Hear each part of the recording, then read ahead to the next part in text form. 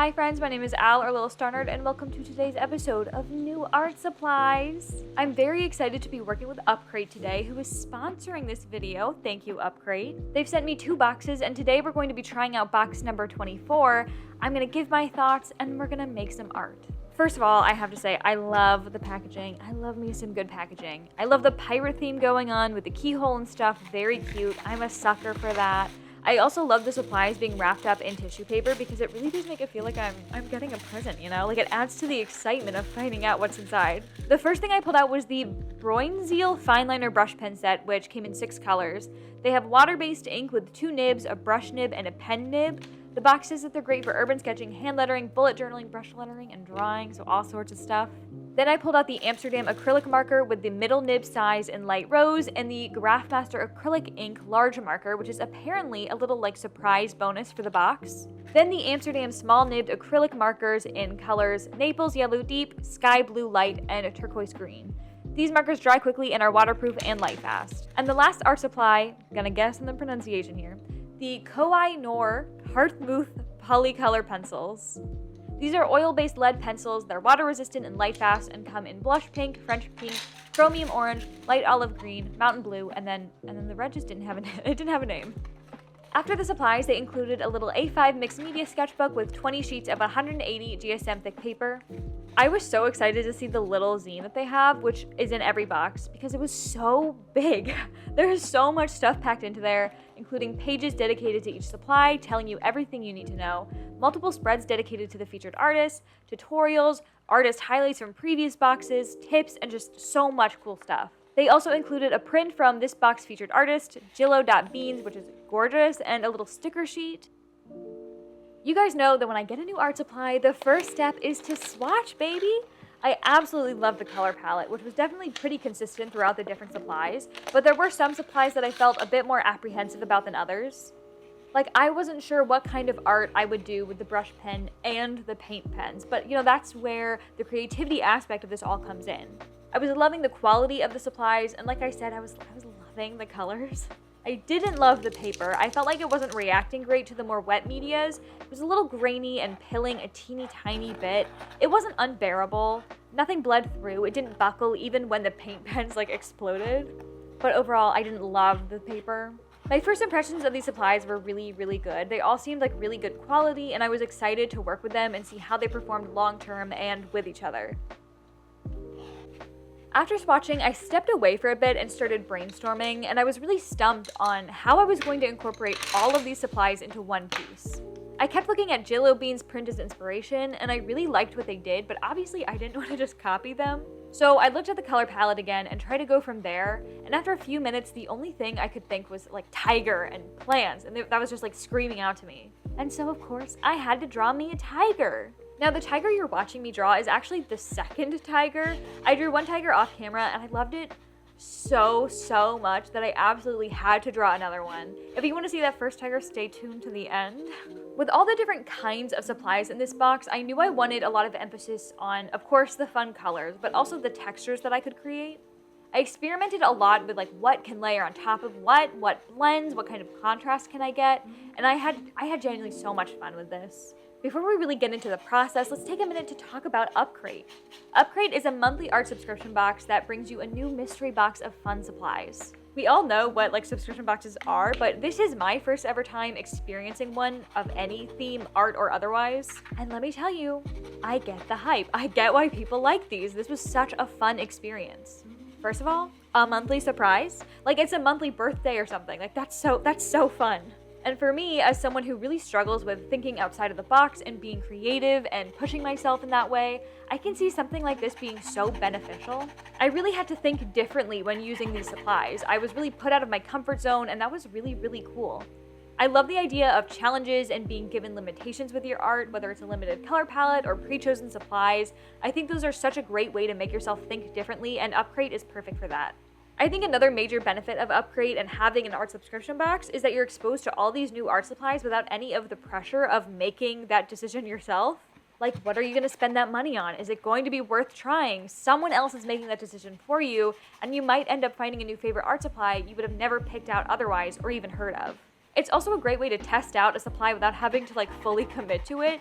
And if you're not feeling like being totally pushed out of your comfort zone, or you're given art supplies that you've never heard of before and don't know what to do with them, they pack so much help and information into their booklets that you'll never be lost. And all the supplies and boxes are thoroughly tested out by artists on the upcrate crew before being finalized, so I trust that these boxes are like going to work for me as an artist, you know what I mean? Even after one box, I can just tell how much care they put into their boxes, and I think that's really cool. It's also great because like anyone can use it, because they'll always include everything you need to make a complete piece, so even if you have no other art supplies, like you're good. You can still enjoy the box. Upcrate is $25 US a month, which is less than all the art products put together. The prices are included in the booklet, not to mention all the other stuff that goes into these boxes, so I'm really impressed with that price and the quality of the box and like how much is in the box. I absolutely think it's worth the cost. You can cancel your subscription at any time. It ships worldwide, and previous crates are also available for purchase online, which is really cool. Overall, my experience working with upcrate and trying out this box has been amazing. I was so excited to receive the box in the mail, and I can only imagine what like a serotonin boost it would be to be receiving that every month. I had so much fun trying out the art supplies, and now I get to add them to my art supply collection, which I love that. I would absolutely recommend upcrate to anyone considering an art subscription box, or if you're on the fence, besties, it's so fun. You should try it. Like, it's genuinely just such a fun little treat for yourself because you can like, it's a surprise. You don't have to like spoil it for yourself, but it's so fun. Like I said, upcrate is sponsoring this video, so thanks so much to upcrate. If any of you guys are interested, definitely check out the description box where I'll have everything linked, their website, Instagram, and also a discount code for you guys to use. Yay! And now let's talk about this tiger.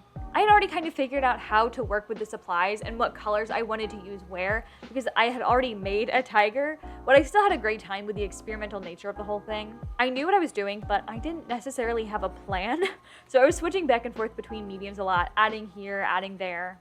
I did the sketch off camera because I physically cannot sketch on camera. I can't do it. It will turn out ugly.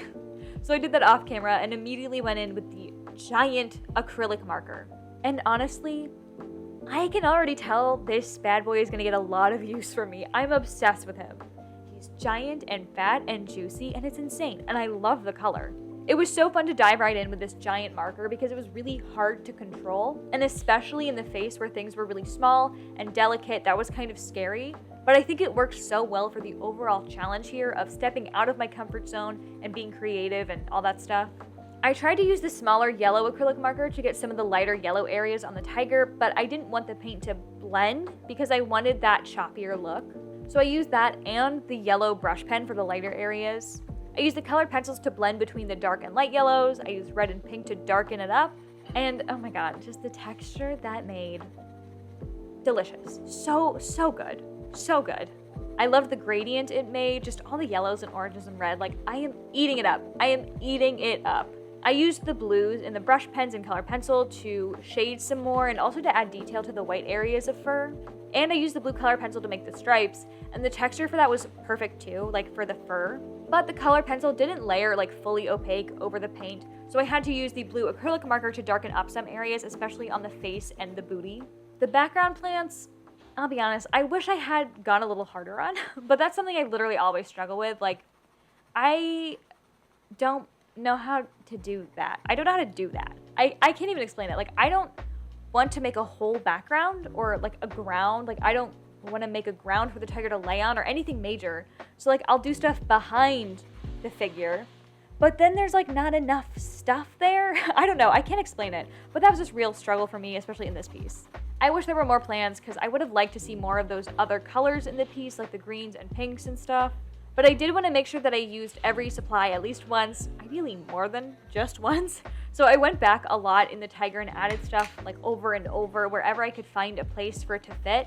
So using it for shading, adding random color in places, adding like, you know, pinks to the orange fur, stuff like that. Just finding any place to add any like supply I was just constantly like adding stuff. And honestly, I think that like haphazard, like not having a plan, just kind of throwing stuff wherever it'll stick, I think that really added to the overall effect of the piece, and I really liked that looseness. Speaking of looseness, I'm gonna kind of move on from talking about the tiger a bit. I've been really enjoying making low-key art lately, like loose, silly, low-effort, low-stakes art. I haven't been making a whole lot of art lately. Life has just been kind of busy, and I feel like I haven't been prioritizing art making for a while, which is fine. I'm not worried about it. It hasn't been something I've been itching to do, so I'm cool with taking that step back if that's what my mind and body need right now. But anyways, when I am doing art, I'm loving just going with the flow. I'm trying to be a bit more creative and original and not just copying references. It's making my art process slower, as in I'm not cranking out a whole sketchbook page every day by using Pinterest photos. But I feel like it is giving me a lot of room to make art on impulse and even do things like fan art, which I don't normally do. My current sketchbook is only a few pages in, and normally I want my sketchbooks to be really nice and presentable. Not as in every page has to be finished in a full piece, not every little inch has to be covered in art, it's not that big of a deal for me. But I do want the final product to be something I'm proud of as a whole.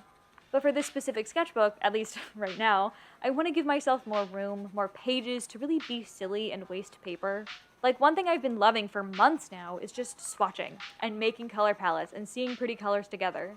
But because that's not postable art or something that will elevate my sketchbook, I just don't do it. But I want to. I enjoy doing it. I want to waste the paper in my sketchbook and experiment with texture and just do the things that seem like they'd be fun. I feel like I've been treating my sketchbooks as if they're too precious in some ways. Like, obviously not really, because it's for me, it's about getting through the sketchbook, so it's not like I'm afraid to use it, but more in the sense that I feel bad doing sketchbook things in my sketchbook sometimes, like swatching or doodling or making mistakes. But that's the kind of stuff I've been enjoying lately, so I'm gonna do it. It doesn't have to go in my trash sketchbook, you know? I've talked about this recently, I think, but something I want to try and work on is doing art on impulse the moment I get some vague idea for a piece, or even, like, not a piece, just something I want to try. I want to do it as soon as possible. Before I have time to overthink it, to want to find references, to overwork it, to overcomplicate it, get my hopes too high, get overwhelmed. I just want to do it, even if it turns out bad. I think in general, where I'm currently at with my art, I just want it to feel more like mine. And I'm not sure that I know what that means because I've been so reliant on references for so long. My art has always been limited to what I can find a reference for. And I've strayed from things that make me happy, like my original characters and doodling and digital art. And I want to find those things again, and it doesn't have to be the same because I've grown as an artist. I don't think I'll ever enjoy digital art as much as I used to, but I still want to be able to do it without getting angry. I guess a good way to put it is that I feel like my art is in an awkward growing phase right now.